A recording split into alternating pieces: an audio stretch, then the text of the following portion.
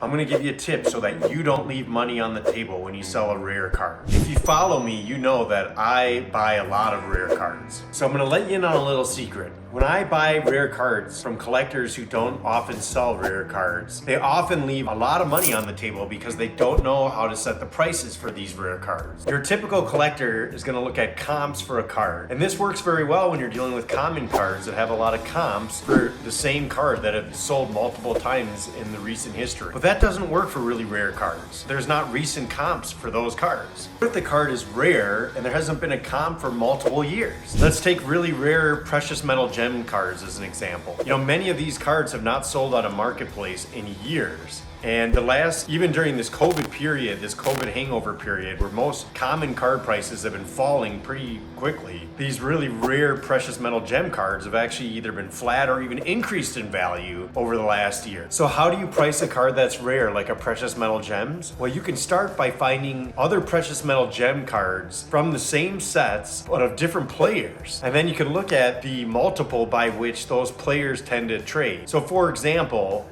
if Ken Griffey cards usually sell for 4 times Barry Bonds as an example, then you might look at potentially you could use that Barry Bonds as a comp for your Griffey if there was a more recent sale, if that makes sense. So here's another example. Let's look at the Brett Favre PSA 9 Precious Metal Gems green card